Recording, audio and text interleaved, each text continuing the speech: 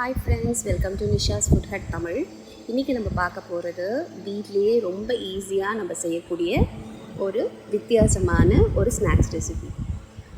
அது எப்படி செய்கிறதுங்கிறத பார்க்கலாம் வாங்க. ஃபஸ்ட்டு அதுக்கு நான் பார்த்தீங்கன்னா 2 கப் அளவு கோதுமை மாவு எடுத்திருக்கேன். உப்பு மாவுக்கு தேவையான அளவு சேர்த்துக்கோங்க. நம்ம சேர்த்த மாவையும் உப்பையும் நல்லா கலந்து விட்டுக்கோங்க.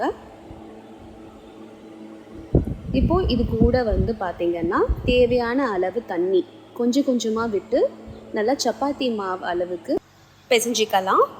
கொஞ்சம் கொஞ்சமாக தண்ணி சேர்த்துக்கோங்க. ஒரடியாக தண்ணி சேர்த்துனா மாவு நம்மளுக்கு கையில் ஒட்டுற மாதிரி ஆகிடும். இந்த மாதிரி நல்லா பிணைஞ்சி விட்டுக்கோங்க. அவ்வளோதான். இப்போ பார்த்திங்கன்னா நம்ம பிசைஞ்சு வச்சுருக்கிற அந்த சப்பாத்தி மாவோட பாதி நான் எடுத்திருக்கேன். சப்பாத்தி கல்லில் கொஞ்சம் மாவு தூவிட்டு அதில் இருக்கிற போர்ஷனில் பாதி போர்ஷன் எடுத்து அதை நல்லா நான் தேய்ச்சி எடுத்துக்க போகிறேங்க. சப்பாத்திக்கு நம்ம எவ்வளோ தின்னாக தேய்ப்போமோ அதை விட நம்ம தின்னாக தேய்க்க போகிறோம். சைட்ஸு எட்ஜஸ் எல்லாமே பார்த்திங்கன்னா நல்லா தேய்ச்சி எடுத்துக்கோங்க. எங்கேயுமே நம்மளுக்கு சப்பாத்தியோட அந்த மாவோட கெட்டித்தன்மை இல்லாமல் இருக்கணும். இப்போ நம்ம நல்லா தேய்ச்சிட்டக்கப்புறம் ஒரு கத்தி யூஸ் பண்ணி அந்த மாவை பாதியாக கட் பண்ணி எடுத்துக்கலாம். இப்போ நான் ஒரு டீ டம்ளர் எடுத்திருக்கேன். அதில் கொஞ்சம் ஆயிலில் நான் அப்ளை பண்ணியிருக்கேன். அப்ளை பண்ணிவிட்டு நம்ம கட் பண்ணி எடுத்து வச்சுருக்க ஒரு பாதி மாவை டீ டம்ளரை சுற்றி நல்லா நம்ம ஒட்டி எடுத்துக்கலாம். எங்கேயுமே ஒரு ஓட்டை இல்லை கிழிச்சல் இல்லாமல் பார்த்துக்கோங்க. ஃபுல்லாக அந்த டம்ளரை கவர் பண்ணுற அளவுக்கு நம்ம மாவை நல்லா க்ளோஸ் பண்ணி விட்டுடலாம். பாருங்கள், அவ்வளோதான். ஆல்மோஸ்ட் நம்மளோட டம்ளர் ரெடி ஆயாச்சு. இப்போ இதே மாதிரி ஒரு 2-3 டம்ளர் ரெடி பண்ணி வச்சுக்கோங்க. பாருங்கள், இன்றைக்கி நான் ஒரு 3-4 டம்ளர் இதே போல் ரெடி பண்ணி வச்சுருக்கேன். இப்போ நான் ஒரு கடாயில் எண்ணெய் வச்சுருக்கேன். அது மீடியம் ஃப்ளேமில் இருக்குது. நல்லா காஞ்சிட்டக்கப்புறம் நம்ம சுற்றி வச்சுருக்கிற டம்ளரை எண்ணெயில் போட்டு ஒரு சைடு ஃபஸ்ட்டு நல்லா பொரியட்டுங்க. நம்மளோட மாவு எவ்வளோக்கு எவ்வளோ தின்னாக இருக்கோ அவ்வளோக்கு அவ்வளோ மாவு சீக்கிரமாகவே குக் ஆகிடும். ரொம்ப நேரம் எடுக்காது. அதை இப்படியே திருப்பியும் போட்டுக்கலாம். நான் கடாய் சின்னதாக இருக்கிறதுனால அதுக்கு தேவையான எண்ணெய் மட்டும் ஊற்றி நான் ஒரு சைடு பெரட்டி போட்டு பொரிக்கிறேன். கடாய் பெருசாக இருந்துச்சுன்னா மூழ்கிற அளவுக்கு எண்ணெய் ஊற்றியும் பொரிக்கலாம்.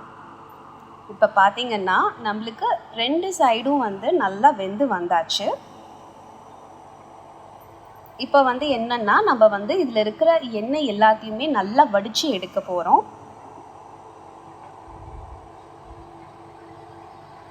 பாருங்கள், நம்மளோட அந்த மாவு நல்லா ஒரு ஷேப்போடு கிடச்சிருக்கு. நம்மளுக்கு இந்த டம்ளரில் சுற்றி நம்ம இப்போ ஃப்ரை பண்ணதுனால எண்ணெயை நல்லா வடிச்சுக்கோங்க.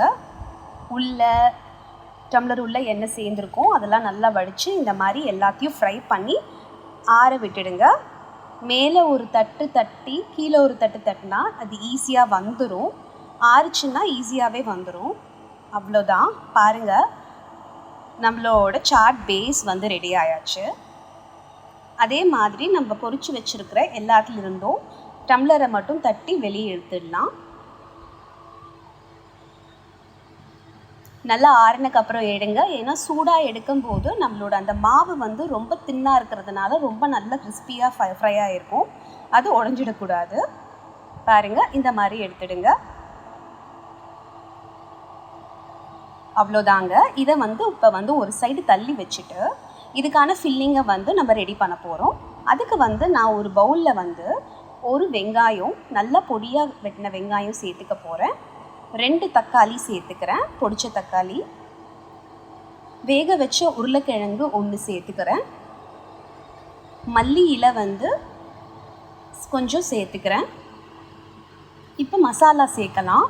வரமிளகாய் தூள் 1/4 ஸ்பூன், மஞ்சள் தூள் 2 பிஞ்ச் அளவு சேர்க்குறேன். சாட் மசாலா ஒரு 1/4 ஸ்பூன் அளவு சேர்த்துக்கோங்க, அந்த டேஸ்ட் கொடுக்கறதுக்காக. இந்த மிக்சருக்கு தேவையான அளவு உப்பு சேர்த்துக்கலாம். கடைசியாக புளிப்பு டேஸ்ட் இருக்கணுங்கிறதுக்காக நான் 1 ஸ்பூன் அளவுக்கு வந்து லெமன் ஜூஸ் வந்து சேர்த்துக்கிறேங்க. இப்போ இது எல்லாத்தையும் சேர்த்து நல்லா கிளறி விட்டுக்கோங்க. அப்போ தான் நம்ம யூஸ் பண்ணியிருக்க மசாலா, உப்பு, ஜூஸு எல்லாமே வந்து நல்லா சரியாக எல்லாமே மிக்ஸ் ஆகும். இந்த ஸ்டஃபிங்கை வந்து நம்ம பொரிச்சு எடுத்து வச்சுருக்க நம்மளோட அந்த பேஸில் வந்து நம்ம ஃபில் பண்ணி எடுத்துக்க போகிறோங்க. அவ்வளோதான். இது வந்து நம்மளோட வீட்லேயே ஈஸியாக ரெடி பண்ணக்கூடிய ஹோம்மேடு சாட் ரெசிபி. மேலே வந்து பார்த்திங்கன்னா ஓமப்பொடி இல்லைன்னா மிக்சரோட துகள் ஏதாவது இருந்துச்சுன்னா நம்ம சேர்த்து இது பசங்களுக்கு கண்டிப்பாக கொடுக்கும்போதும் பெரியவங்களுக்கு கொடுக்கும்போதும் கண்டிப்பாக விரும்பி சாப்பிடுவாங்க. இது வந்து மேக்ஸிமம் ஒரு அரை மணி நேரத்துக்குள்ளாரையே நம்ம செஞ்சு முடிச்சு எடுத்துடலாங்க.